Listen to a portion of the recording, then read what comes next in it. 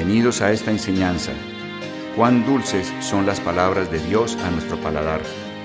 Enséñanos buen sentido y sabiduría, porque creemos a tu palabra.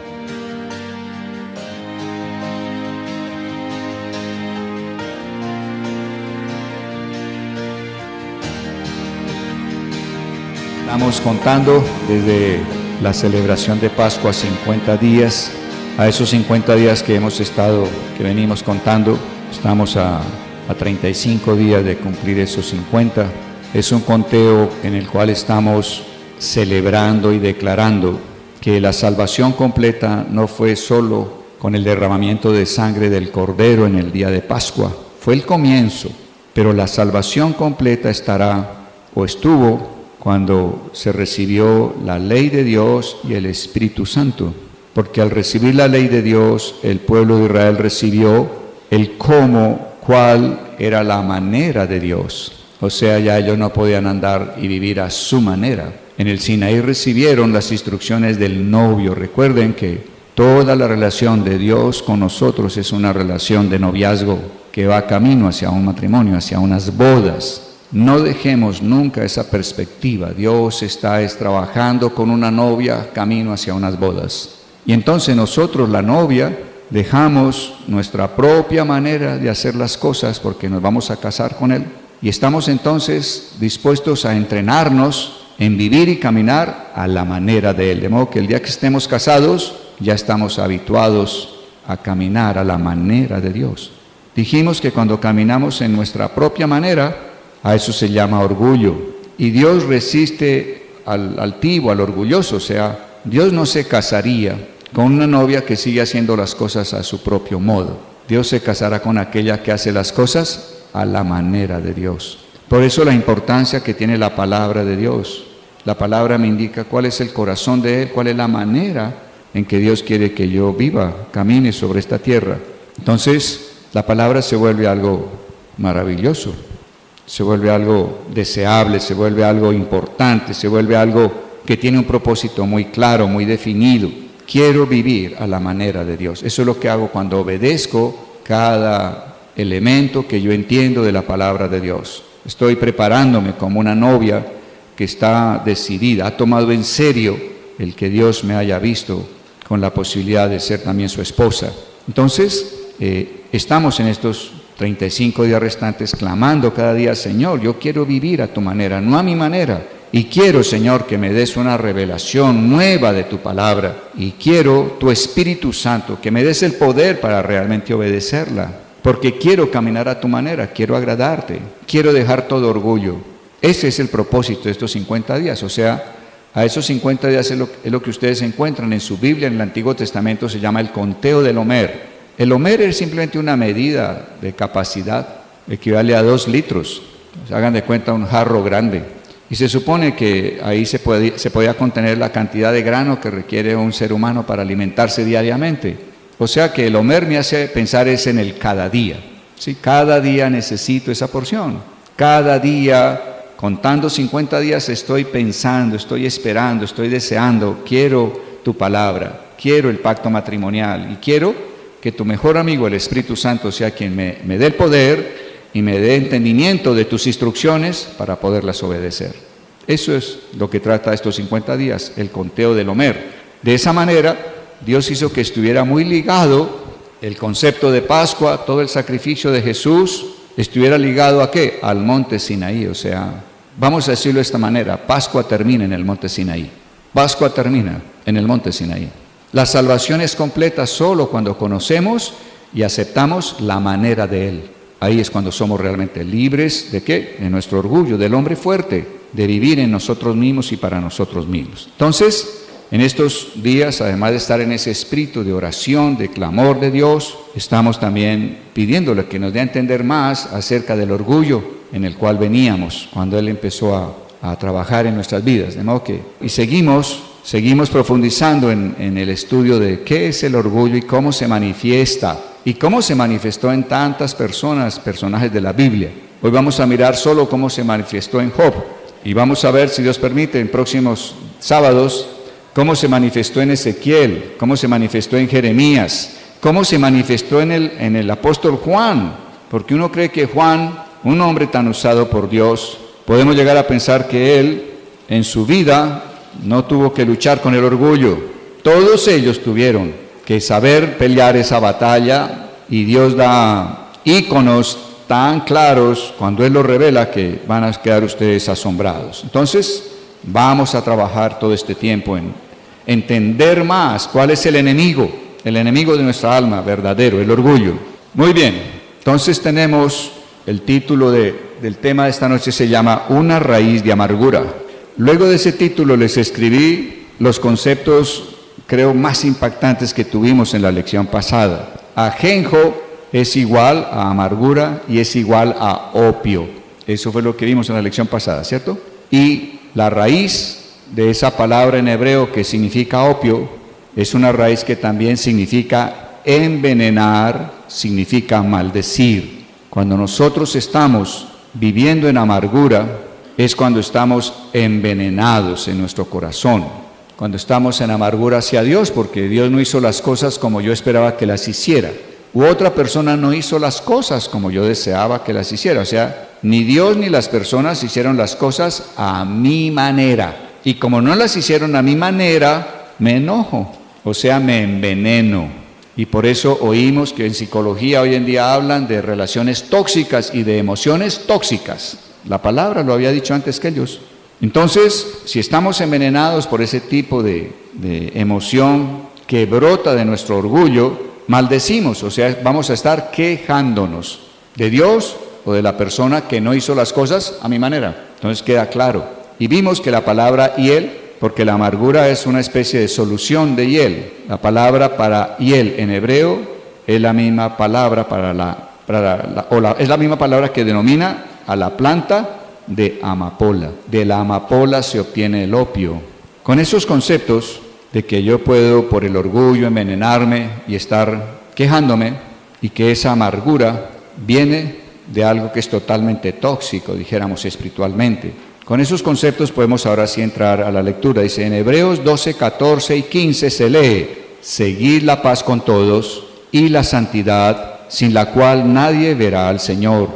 Mirad bien, no sea que alguno deje de alcanzar la gracia de Dios, que brotando alguna raíz de amargura os estorbe y por ella muchos sean contaminados. Observen algo muy importante. Los versículos que leímos comienzan con algo que es contrastante, o sea que parece extraño, porque comienza diciéndonos: seguid la paz con todos. Es como el denominador de lo que Dios quiere hablar. Sigan la paz con todos, pero luego nos habla y cuídense que no salga, brote una raíz de amargura. O sea, que aquí pareciera que la amargura es contraria a la paz de la cual Dios está hablando. Es interesante. Si no vivo en paz con las personas, es probable que yo esté en amargura con ellas. Hay una raíz de amargura que está brotando de mí, que impide la paz. Esta raíz de amargura es una referencia literal a la planta de amapola y la fuente del opio, que es lo que la Biblia llama ajenjo. Las drogas tales como el opio nos contaminan física y mentalmente. Pero hay una droga espiritual que es aún más adictiva y mortal. Como vasos de barro, como tiestos, juzgamos al alfarero, que es Dios, y lo llamamos incompetente. Esa actitud es el paralelo. En el mundo físico hay amapola y hay opio. Y la gente consume eso en el mundo físico y les daña, los intoxica. Les hace vivir una especie de paz falsa. La gente que busca drogas, eso es lo que busca, tener un tiempo de ¿qué? De relax, ¿no? De sentirse bien. Entonces, en el mundo físico existe la amapola, existe el opio. Y Dios está mostrando eso y lo denomina con las mismas palabras para que entendamos que en el mundo espiritual hay también una especie de opio y una especie de amapola. Y esa droga espiritual, adictiva, consiste en que nosotros estamos tomando una actitud de juicio contra Dios. Cuando las cosas no son de acuerdo a como nosotros deseábamos, entonces entramos a decir a Dios: oiga Dios, ¿usted dónde estaba? Está distraído. Usted no me está tratando a mí justamente. A usted se le fue la mano conmigo. Eso, el permitir ese tipo de actitud hacia Dios, es peor que el opio. Es peor que el opio. Entonces, sigamos leyendo. con este entendimiento. Al hacerlo, cuando llamamos a Dios incompetente, juzgándolo, le damos a nuestras venas otro jeringazo de ajenjo, como si nos estuviéramos inyectando la droga mala. Cada vez que permitimos que nuestra boca esté quejándose, lo que estamos haciendo es inyectándonos un opio espiritual que nos está contaminando mental, espiritual y físicamente también. En lugar de estar inyectándonos ese tipo de droga, quejándonos, en vez de eso, ¿qué debemos hacer? Aplicarnos del árbol cuyas hojas son el bálsamo de Galaad. ¿Y ese árbol cuál es? La cruz. ¿Qué significa la cruz? La cruz siempre nos debe llevar a pensar que allí Jesús murió a sí mismo. Jesús quiso voluntariamente morir a lo que era su propia manera. Él murió a esa manera que sería la manera de Jesús. Él murió al tiempo que él podría decir era el tiempo de Jesús. Él murió a hacer las cosas en el poder de Jesús. La cruz significa muerte a sí mismo. Y si nosotros estamos tomando de ese árbol, de ese pedazo de madera, y lo estamos sumergiendo en lo profundo de nuestro corazón, oye, yo debo morir a mí mismo, a mí misma, así como el Señor murió a sí mismo. Y si yo hago que mi corazón se impregne de ese deseo de morir a mí mismo, morir a lo que sería mi manera de hacer las cosas, morir al tiempo en que yo desearía que se dieran las cosas para mí, de morir a hacer las cosas en mi poder. Si yo inundo mi corazón de esa muerte a mí mismo, en lugar de amargura en mi corazón, habrá dulzura, cambio, soy transformado. Entonces, en lugar de estar quejándome con mi boca, que equivale a inyectarme droga mala, en lugar de eso, ¿qué debo hacer? Estar sumergiendo mi corazón en la cruz, con el concepto de la cruz. Ese es el proceso al que Dios nos está llamando y debe quedar claro en cada uno de nosotros. ¿Y cómo logro morir en la cruz? Y hemos dicho y lo seguimos repitiendo. No se trata de decir, muero, Señor. No, eso no te da muerte. Decir muero, eso no te da muerte. Porque tú no puedes darte muerte. Porque aquí no se está hablando de una muerte física, no se trata de que usted sea un suicida. Aquí se trata de dar muerte a una naturaleza espiritual. Y solo Dios puede dar muerte a esa naturaleza espiritual. Entonces, ¿cómo aplico la cruz? ¿Cómo logro que la muerte a mí mismo en la cruz sea una realidad en mí, así como lo fue en Cristo? Solo cuando tú oras al Padre y le pides que Él, por su poder, te dé una muerte idéntica a la de Jesús, una muerte a ti mismo. Entonces, la muerte a nosotros mismos, idéntica a la de Jesús, nos la da el Padre por su divino poder cuando tú se lo pides. Tu poder nunca te daría muerte a esa naturaleza espiritual orgullosa. Por eso necesitamos que sea Dios quien con su poder nos dé esa muerte. El Padre se goza en darnos semejanza a Cristo. El Padre se goza en darte semejanza a la muerte de Cristo. Luego le estás pidiendo algo en lo que el Padre se agrada, se complace. Al Padre le complace que vayamos a decirle, por tu poder dame una muerte idéntica a la de Jesús. Yo quiero, como Él, morir también a mí mismo. Quiero morir a mi manera de hacer las cosas. Quiero morir a ese tiempo en que yo deseo que se hagan las cosas. Quiero morir a hacer las cosas en mi poder. Yo quiero morir como Él murió. Dame esa muerte y el Padre estará complacido dándote por su poder esa muerte a ti mismo. Esto, si queda claro, vamos bien. Y podremos echar mano de lo que Dios nos está dando. Bueno, el pasaje arriba dice, seguid la paz en contraste a amargura. Bien raro, parece extraño. La amargura o la paz que da el inyectarme la queja hacia Dios o hacia otros, esa paz que me da la queja hacia Dios o hacia otros, no es la paz de la que habla Hebreos. Y esa paz falsa de quejarse, dice acá, esta no es la paz que los falsos profetas predicaban mientras administraban el ajenjo a la gente. Hubo una época en Israel en que los profetas le decían a la gente, tranquilo, no se preocupe. Sí, todas las cosas van mal, pero ya pasará. Sí, quizá Dios está ahora pensando qué es lo que va a hacer con nosotros, pero no te preocupes, habrá paz, habrá paz. O sea, en el fondo, les estaban dando una inyección de opio, una falsa paz, una falsa tranquilidad. Entonces, Cuando Hebreos habla de que busquemos, sigamos la paz con todos, habla no de la paz que da el quejarme con otros, porque cuando yo busco a otros que están igualmente amargados y hablamos de lo que nos disgusta, de lo que nos incomoda, de lo que debemos quejarnos, siento por un rato una aparente paz. No sé si te ha pasado. Yo les quiero confesar, en mi vida yo estaba convencido que eso no era así. Y Dios me dijo, te voy a mostrar todo lo contrario. Y entonces algún día me encontré con un hombre de negocios que me dijo, Gonzalo, solo hay 3 clases de mente. Y le dije, ¿qué me quieres decir? Estamos en un almuerzo. Me dijo, sí, hay una mente, que es la mente pequeña. Le dije, ¿cuál es la mente pequeña? Dijo, la mente pequeña es la que solo piensa en los hechos, noticias. Ve, ayer se cayó un edificio en Medellín. Oiga, a mitad de semana hubo un asalto en tal parte, tantos muertos. Una mente pequeña solo vive de hechos. Y me dijo, una mente grande piensa en ideas creativas. Y le dije, sí, pero me dijiste que había 3 clases de mente. Me dijo, sí, y hay una tercera mente. Le dije, ¿cuál? Le dijo, una mente corrupta es la que solo habla de los demás. Y ese día el Señor empezó a alumbrarme, porque yo me encontraba con personas que tenían que ver en el mundo de negocios, y entonces en medio de la conversación yo les preguntaba, ¿ves, sabes algo de fulano? Y le daba el nombre de la persona. Y me decían, sí, oiga, el tipo está a punto de separarse. ¿Cómo va a ser? ¿Y cómo te enteraste? ¿No? Hablé con un hermano de él. Hace 8 días nomás nos encontramos en una reunión y me comentó, se está separando. Ahora, yo consideraba que en mí no había amargura porque pues lo manejaba aparentemente muy bien. Y le preguntaba por otra, ¿y sabes algo de sutano? Ah, sí, ¿cómo va? Se quebró, ¿verdad? No decía más. Pero ¿qué estaba haciendo yo al preguntarle por personas a las cuales yo no tenía acceso? Estaba preguntando por malas noticias. ¿Qué hacía en esa conversación con esa persona? Me inyectaba amargura, me inyectaba opio. Y eso no era tener paz con las personas, ni seguir la paz. Entonces, Dios tiene que alumbrarnos de que sí vivimos en amargura y empezar a destaparla, porque mientras nosotros estemos convencidos que no tenemos amargura, no seremos libres de la amargura. Seguiremos en nuestro pecado, como Jesús dijo, ¿no?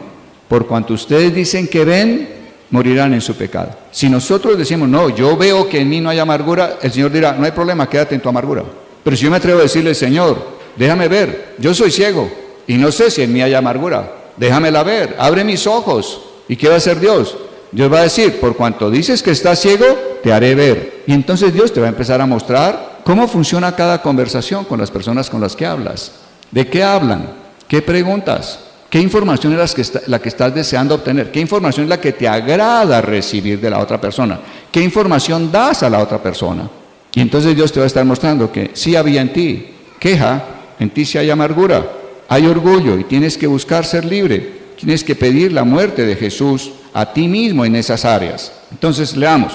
El pasaje arriba dice seguir la paz en contraste a amargura. Esta no es la paz que los falsos profetas predicaban mientras administraban el ajenjo a la gente. Hebreos habla de la verdadera paz de Dios que viene por conocerlo y comunicarse con Él por medio de su espíritu. Espíritu de poder, de amor y de dominio propio. Entonces la verdadera paz no está en ponerme a hablar con otro mal de los demás, ni hablar mal de Dios. La verdadera paz es cuando yo busco a Dios y me comunico con Dios. Ahí hay todo un tema que cada quien debe trabajar. Quienes conocen esta paz interna, la que da Dios, son los que confían en Él en todas las cosas. Esos quienes saben que no importa qué tan malas parezcan las cosas, porque por encima Dios está en control de la situación y sabe lo que está haciendo. Quienes saben tener esa comunión con Dios, no importa la situación que estén viviendo, conservan la paz. ¿Por qué? Porque ellos saben, Dios está aquí presente y Él sabe para dónde va. Guardan la paz, siguen la paz. Todo lo contrario a lo que es la queja con otros. Tal gente no pierde su paz interior cuando las circunstancias parecen estar fuera de control o cuando soplan vientos contrarios. Ellos son los pacificadores. Mateo 5:9, ¿se acuerdan de las bienaventuranzas? Jesús dijo, bienaventurados los pacificadores. ¿Quiénes son los pacificadores? Los que no buscan la paz ficticia quejándose de Dios o quejándose de otros. Son los que saben buscar la paz en esa comunión con Dios. Ellos resaltan frente a ese gentío conformado por quienes solo están viviendo enojados con alguna mala persona. Los pacificadores están felices cuando no tienen enemigos. Otros se satisfacen con tener enemigos para maldecir o pecadores para castigar. O nos satisfacemos con tener personas que están teniendo problemas difíciles en la vida. Esa era mi situación. Porque vamos a ver más adelante que a la gente que vive en amargura le gustan las malas noticias. A mí me gustaban las malas noticias. La gente amarga es atraída hacia malas noticias. Ahí estaba yo. Y como los adictos a la droga, quieren más de ellas como ajenjo. Por eso después de que me hablaban de uno, le preguntaba por otro, y por otro, y por otro. Y después de 4 personas que estuvieran allá pasándola maluco, yo me sentía bien por un rato. Ya me había metido mi dosis personal. Y sin embargo, me jactaba de decir, yo hice muchas cosas en la vida, pero nunca consumí droga. Pues consumí de la peor. Consumí droga espiritual. Ellos encuentran confort falso, ojalá subrayen, confort falso en la amargura, en vez de buscar el verdadero confort, que es el descanso y el reposo en la soberanía de Dios. Entonces, interesante. ¿Qué es lo contrario a estar uno en amargura? Vivir en el descanso y el reposo de Dios. Dios es todo en todo momento. Lo que Dios hace es bueno, espectacular, maravilloso. Y lo que no es bueno para mí, Dios también lo hace porque me conviene. ¿Y para qué me conviene? A la gente buena le pasan malas cosas solo con un propósito. Que en esa gente que decimos que es buena, la cosa mala haga salir a flote la amargura que tienen, el orgullo que tienen. Simple. No hay que leerse libros grandes, extensos sobre por qué le pasan cosas malas a la gente buena. Dios da solo la respuesta simple. A la gente que se dice buena le pasan cosas malas, y diría Dios, yo me acredito esas cosas malas. Y tienen un propósito, sacar a flote en ellos el orgullo que tienen. Porque cuando les pasan cosas malas, me juzgan a mí o juzgan a los demás. Y los juzgan porque las cosas no les sucedieron a ellos a la manera de ellos. O Dios o el otro funcionó hacia ellos de una manera diferente a la manera de ellos. Eso es orgullo. Quise que saliera a flote el orgullo de ellos. Vamos a ver entonces cuál fue la lección de Job con respecto a este tema. Quizá la mitad del mundo está enojada hacia Dios y la otra mitad no lo conoce. ¿Por qué hay tanta gente enojada hacia Dios? Los hombres están en desacuerdo con Dios y sus métodos, pensando que Él es injusto por permitir problemas en la tierra. ¿A usted nunca les han hecho preguntas como estas, como cristianos? Si Dios es bueno y es amor como tú dices, ¿por qué esa mujer está con 5 muchachitos en el semáforo pidiendo limosna? A ver, deme una respuesta a ver si lo entiendo. Y si Dios es tan bueno, ¿por qué existe la corrupción que hay en este país? Y si Dios es tan bueno, ¿por qué sucede? Y te mencionan cosas malas. Los hombres están en desacuerdo con Dios y sus métodos, pensando que Él es injusto por permitir problemas en la tierra. Y así teólogos y filósofos sueñan con todo tipo de soluciones, tratando de explicar el origen del mal, del por qué existe en el mundo y lo que Dios debe hacer para juzgar la maldad, y cómo un Dios soberano debería estar disociado de ello. O sea, Dios no debería permitir lo malo. De ahí está el mundo entero peleando, incluyendo a nosotros de cuando en cuando. Esta es la raíz de la mayoría de la falsa doctrina. Los hombres llegan a estar amargados con Dios cuando sienten que Él los ha tratado injustamente. Algunos se vuelven en contra de Dios sin reservas. Otros permanecen en la iglesia pero quejándose todo el tiempo hasta la orilla de la gloria. En vez de ir a Dios con su queja, muchos chismean de Él por todo el vecindario. Ellos saben más de quejarse que de Dios mismo. Proyectan su amargura y enojo en contra de las circunstancias, en contra de sus familiares o vecinos, o, los más comúnmente, en contra de los pecadores en las calles o tal vez en su iglesia. Este es un mecanismo común de defensa psicológica llamada proyección. Un hombre es injustamente acusado por su jefe en su trabajo. Él regresa a casa y cierra la puerta con un golpe violento, patea al perro y le grita a su mujer por no tener la cena lista a tiempo. ¿Qué hizo? Reflejó la amargura hacia el jefe que lo acusó injustamente. Entonces nosotros reflejamos nuestra amargura hacia cualquier persona que actuó mal hacia nosotros o hacia Dios mismo. Job se quejaba mucho mientras él estaba siendo probado. Volvamos a leer el libro de Job como tarea con este entendimiento. Aunque la Biblia dice que Satanás era el agente directo a través del cual venían sus pruebas, Dios toma crédito definitivo por ello. Es decir, Dios dice, el mal que está sucediendo a Job es mi decisión. Yo soy, y me doy el crédito del mal que le está pasando a Job. De igual manera, en las cosas que vienen mal a nuestra vida, Dios diría, yo soy, el crédito es mío. Ese mal es responsabilidad mía, yo estoy permitiendo ese mal en tu vida. En su tribulación, Job habló en amargura, porque él no entendía el por qué un Dios bueno hasta haría esto a él, o por qué Dios permitiría que le pasara esto a él. Ahí están las citas de Job para que lo puedan revisar. Job no entendía que todos estos males venían sobre él porque tenían un buen propósito. Dios usa el mal para que nuestro orgullo salga a la superficie para ser tratado. Creo que esa frase, si nos la leamos hoy, puede ser como la frase clave de toda la enseñanza. Dios usa el mal para que nuestro orgullo salga a la superficie para ser tratado. Job, en su orgullo, juzgó a Dios. De hecho, él estaba diciendo, si yo fuera Dios, lo haría diferente, lo haría correctamente. Sí, ciertamente haríamos las cosas diferentes si estuviéramos en la posición de Dios, pero es garantizado que solo haríamos un desastre con todas las cosas. Isaías 45 nos da un aviso acerca de este tipo de pensamiento. Los que tengan su Biblia, por favor, Isaías 45. Y vamos al verso 7, o desde el verso 5, si ustedes quieren, para tener el contexto. Isaías 45, 5 al 7, dice: yo soy Jehová y no hay ningún otro. No hay Dios fuera de mí. Yo te ceñiré, aunque tú no me has conocido, para que se sepa desde el nacimiento del sol hasta donde se pone, que no hay más que yo. Yo soy Jehová y no hay ningún otro. Yo formo la luz y creo las tinieblas. Hago la paz y creo la adversidad. Solo yo, Jehová, soy el que hago todo esto. Subrayen en su Biblia: creo la adversidad. Si no entendemos todo el problema y el concepto de orgullo, no entenderíamos cómo Dios es creador de la adversidad.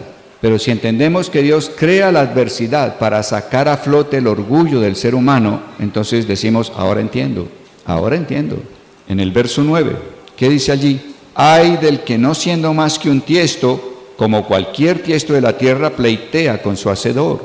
Ay del que no siendo más que un tiesto, como cualquier tiesto de la tierra, pleitea con su hacedor. ¿Dirá el barro al que lo modela, qué haces? ¿O tu obra dirá, no tienes manos? Ay del que dice al padre, ¿por qué me engendraste? Y a la mujer, ¿por qué diste a luz? Así dice Jehová, el Santo de Israel, el que lo formó: preguntadme de las cosas por venir, mandadme acerca de mis hijos y acerca de la obra de mis manos. En lugar de enojarte, pregúntale a Dios, ¿qué estás haciendo, Señor? Para que yo entienda. No te enojes, pregúntale, ¿qué estás haciendo? Con este mal que has traído sobre mi vida, ¿qué estás haciendo? Dame sabiduría. Y entonces vas a salir en ganancia, que es lo que Dios pretende. Que tú seas limpiado de orgullo. En otras palabras, Dios toma todo el crédito por crear ambos, lo bueno y lo malo. Si nosotros, tiestos de la tierra, queremos argumentar el punto, debemos de argumentarlo con alguien en nuestro propio nivel, otro tiesto. ¿Deberían estos tiestos de barro insultar al alfarero al decirle que es incompetente? ¿Está Dios incapacitado? ¿No tiene él manos? En el fondo esa es nuestra queja. ¿Por qué no hiciste? O sea, oye, ¿usted no tenía manos? Tú podías haber evitado ese accidente, tú podías haber evitado tal situación, tú pudiste haber evitado esa quiebra, tú pudiste haber evitado esa enfermedad, tú pudiste haber evitado que ese muchacho cayera en la droga, tú pudiste haber evitado ese embarazo, tú pudiste haber evitado esa violación. ¿Qué le estás diciendo a Dios? Oye, ¿tú no tenías manos? ¿Estás en amargura? Muy bien, sigamos leyendo. El libro de Job es un libro que enseña cómo evitar que la raíz de amargura invada nuestro corazón. Dios nos permite ser heridos de tiempo en tiempo por falsas acusaciones y algunas veces por verdaderas acusaciones que son dadas en forma dura y aparte del amor.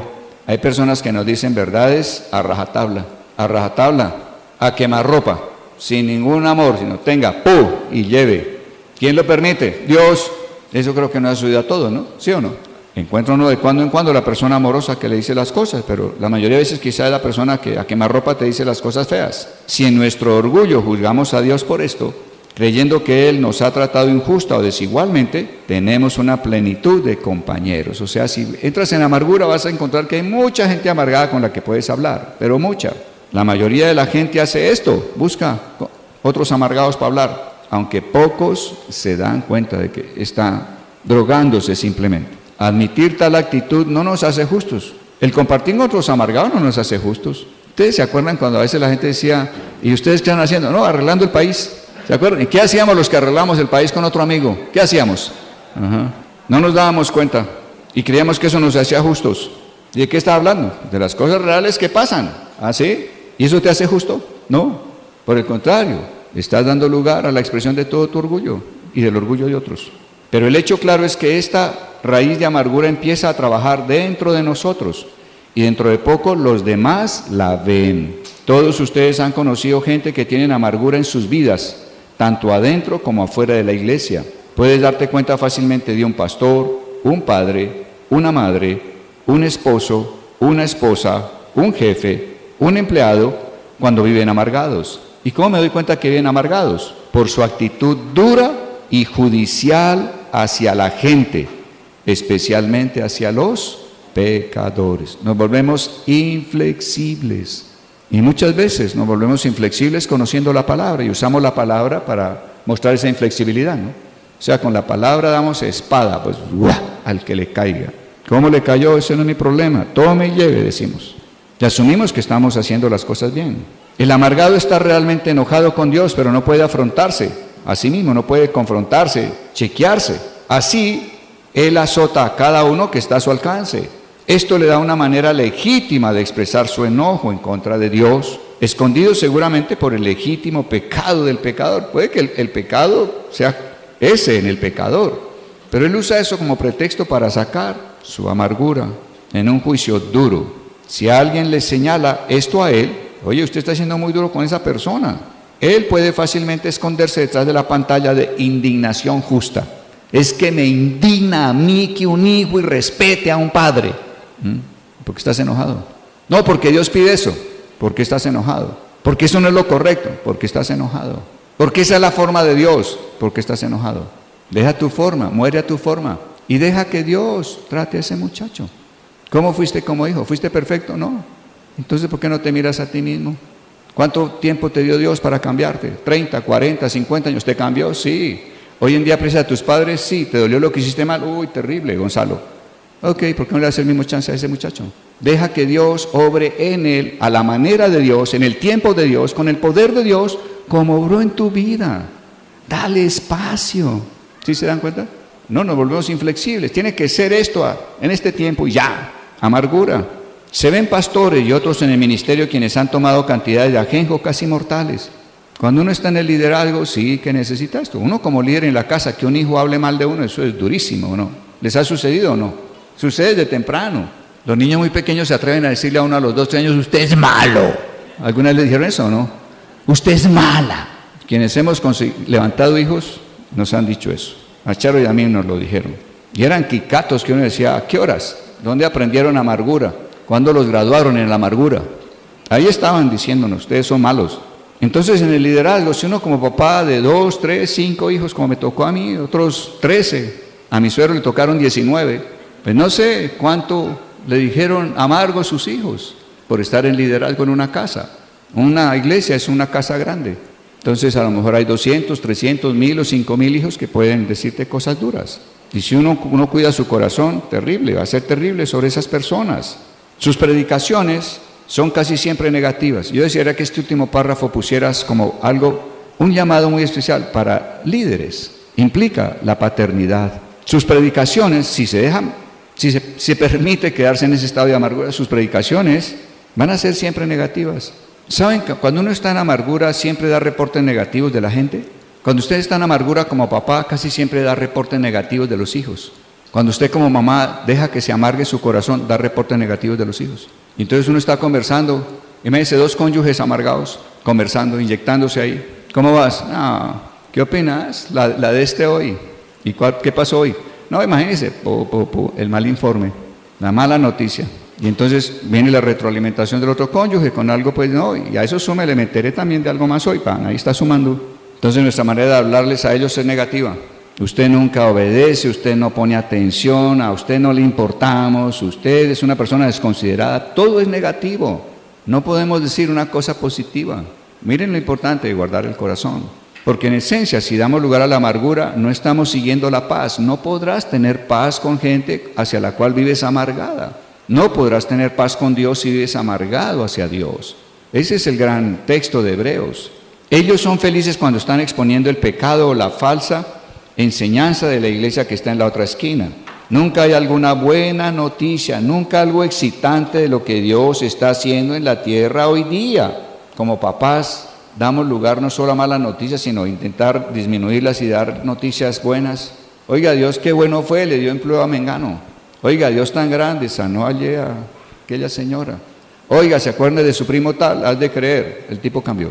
Dios es bueno, dar buenas noticias. Como Pedro, ellos quitan su vista de Jesús y miran al viento y las olas a su alrededor. O sea, todo lo negativo, la tempestad, nos vamos a hundir. Señor, ¿usted dónde estaba? Mire, las olas son más altas que nosotros. Y como Pedro, ellos comienzan a hundirse debajo de las mismas olas que deploran y temen. Increíble, ¿no? En la medida que uno se mete en amargura, las olas de las que estás hablando te van a ahogar, te van a hacer totalmente naufragar. No hay nada de malo predicar en contra del pecado, nada de malo con exponer falsas doctrinas de otras iglesias. De hecho, estas cosas a menudo son necesarias y buenas, pero verdad no es verdad a menos que salga de un espíritu correcto, el espíritu con que decimos las cosas. Entonces dice allí, y verdad, dice acá, pero verdad no es verdad a menos que salga de un espíritu correcto. No hay verdad aparte de fe y amor. No hay verdad aparte o apartada de la fe y el amor. Podemos saber todos los hechos, pero sabemos que lo que no proviene de fe es pecado.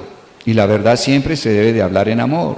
Entonces debemos hablar con fe en que Dios cambia las cosas y en amor. Podemos saber todos los hechos, pero si no tenemos amor, no somos nada. ¿Se acuerdan de 1 Corintios 13? Yo puedo dar todos mis bienes, yo puedo dar mi cuerpo a ser quemado, yo puedo hablar todos los misterios angelicales, pero si no tengo amor, no soy nada. Entonces miren el compromiso que tenemos como cristianos al seguir la paz. Seguir la paz implica que seremos personas que sabemos hablar, aunque sean verdades duras, las sabremos hablar con fe y con amor, con fe y con amor. Podemos saber todos los hechos, pero si no tenemos amor no somos nada. Verdad es solo verdad cuando se combina los hechos con amor.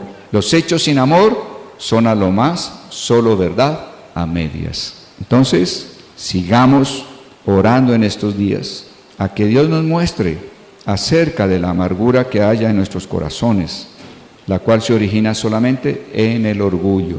Y pensemos que Dios dio su ley, sus instrucciones, que Jesús vino a decir, yo no vengo a abrogar, a anular las instrucciones de Dios, la ley de Dios, yo fue a cumplirla. Él vino a decirnos que su sangre era la sangre del nuevo pacto, pacto en el cual Dios se comprometía a escribir sus leyes en nuestra mente y nuestro corazón. ¿Qué son sus leyes? La manera de Dios. Él se comprometió a escribir su manera en nuestra mente y nuestro corazón. Entonces, queremos la manera de Dios, porque queremos ser una novia que se está entrenando para poder ser la esposa del Cordero de Dios cuando Él venga en su segunda venida. El orgullo es la levadura. Y por eso el Señor, desde que saca a Israel por medio de la Pascua, está hablando de panes sin levadura. Él dice que somos la nueva masa, masa sin levadura, masa sin orgullo, masa sin amargura. Entonces, creo que el mensaje tiene un hilo, está bien hilvanado por Dios mismo. Su proceso de salvación es un proceso absolutamente lógico, es un proceso progresivo. Comenzó en Pascua y termina en el monte del Sinaí, cuando se recibe el Espíritu que nos da el poder para obedecer las instrucciones que Él entrega. Necesitamos ambas, Espíritu y la ley. Cuando nosotros recibimos el Espíritu y nos quedamos solo con el Espíritu y no queremos saber de las maneras de Dios, entonces quedamos en un extremo, porque entonces entramos en el emocionalismo. Todo es emoción. Dios es amor, Dios es bueno. Venga, hermano, dame un abrazo de amor. Me gusta esta reunión porque hay mucho amor. Quiero reuniones de amor. Y sí, pues Dios dio el Espíritu Santo, pero se ve que hay un desbalance. Todo se vuelve emocionalismo. Ahora, si yo recibiera solo la ley y no tengo el Espíritu, entonces me voy al otro extremo, al legalismo. Ni el emocionalismo es lo que Dios quiere, ni el legalismo es lo que Dios quiere. Dios quiere ambos, que en nuestro corazón esté el Espíritu de Dios que derramó su amor y también que esté la ley de Dios. Y si están ambos, en nuestras vidas habrá un equilibrio perfecto a la manera de Dios. Por eso el Señor, allá en Juan 4, cuando estaba hablando con la samaritana, le dijo, ahora viene el tiempo en que adoraremos a Dios. Y Dios busca tales adoradores. ¿Cuáles adoradores? Quienes le adoren en espíritu con emoción, ¿cierto? Bien prendidos. Dios me dio su espíritu, Dios me ama, Dios es maravilloso, Dios es espectacular. ¡Wow! Sí, hay que adorarlo con esa emoción que da el espíritu. Pero Jesús dijo, viene el tiempo en que Dios está buscando a quienes le adoren en espíritu y en verdad. No es una opción, no es que Dios diga, escoja, usted quiere adorar en el espíritu o en la verdad. Y cualquiera que escoja está bien. Dios no dio esa opción. En matemáticas, cuando nos dicen A es azul y B es azul, entonces A y B son azules. A tiene que ser azul y B tiene que ser azul. Cuando Dios dice, busco adoradores en espíritu y en verdad, significa que Él está buscando ambos aspectos de la adoración. Le adoramos cuando obedecemos. El emocionalismo hace pensar que solo adoro a Dios cuando estoy hablando en lenguas y cantando y saltando. Y entonces la obediencia no tiene para nosotros valor. Ambas tienen valor y ambas tienen que ir de la mano. Y eso fue lo que Dios intentó en el Sinaí y es lo que vamos a celebrar dentro de 35 días. ¿Qué fue lo que Dios dio en el Sinaí? Las instrucciones, la verdad. Pero también les quería dar el Espíritu Santo. Él quería un pueblo con balance. ¿Qué sucedió? Ellos no quisieron el Espíritu, solo recibieron la ley, la verdad, legalismo. Y 1200 años recibieron el bautismo del Espíritu Santo. O sea, solo 1200 años después del Sinaí hubo balance. Ahora, nosotros hoy podemos estar jugando ambas cosas. O estoy solo en Sinaí recibiendo la ley sin el Espíritu, o tengo solo el Espíritu y no quiero la ley. Y Dios quiere que tengamos ambas. Es necesario conocer todo el consejo de Dios, qué es lo que Dios demanda de nosotros. Y si lo tenemos, realmente podremos ser personas que influimos en otros.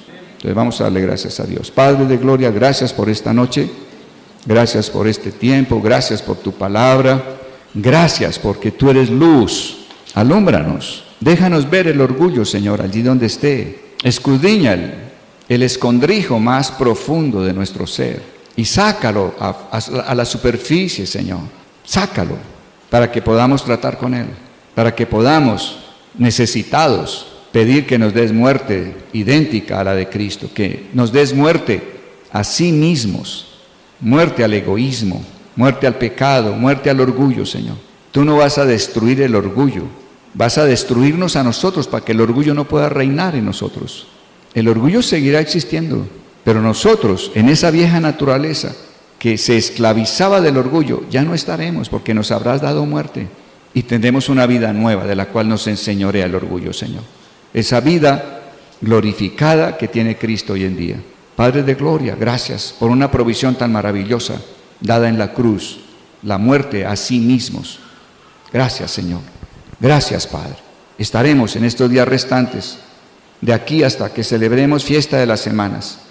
Cada día, Señor amado, estaremos pidiéndote que nos alumbres para poder reconocer el orgullo, Dios, y poder pedir muerte para ser librados de él.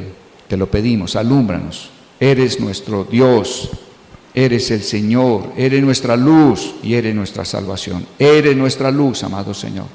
Gracias, gracias, gracias, Señor, por alumbrarnos. Te damos gracias, Señor.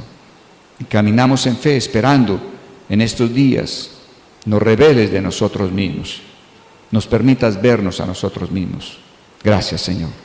Gracias por este camino de salvación que comenzó en Pascua, gracias, pero terminará allí donde veamos la necesidad de ser libres totalmente de nuestra propia manera y asumir con amor y con responsabilidad la manera tuya a través de tu ley y también el regalo poderoso de tu Espíritu Santo, Señor. Damos gracias por entender ese proceso de salvación a través de las fiestas que tú estableciste. En esas fiestas está todo el pensum tuyo, la agenda de salvación tuya para el ser humano, Señor. Y en la medida que estamos celebrando lo que tú ordenas, nos estás dando mayor entendimiento y lo agradecemos. Estás dándonos una estructura de pensamiento que pueda contener la unción, la presencia tuya. Estamos preparándonos como iglesia, no para ir al cielo, sino preparándonos para el avivamiento y el poder que derramarás en el último tiempo, Señor amado. Porque esto es lo que podremos compartir a otros que estén buscándote en los días por venir. Gracias por prepararnos como esa novia, no para el cielo, Señor, sino para el mover tuyo. para el gran derramamiento de tu Espíritu que tú traes. Que estemos bien preparados, oh Dios. Te lo pedimos y damos gracias por lo que estás haciendo en nuestras vidas, por lo que estás haciendo nosotros como individuos, en nuestro hogar, lo que estás haciendo como congregación. Gracias por prepararnos para esta ciudad, para la nación y para las otras naciones, como tú dijiste en la visión que tienes para nosotros, oh Dios. Iremos afuera, llevaremos fruto afuera, Señor, alcanzaremos a otros afuera, Señor.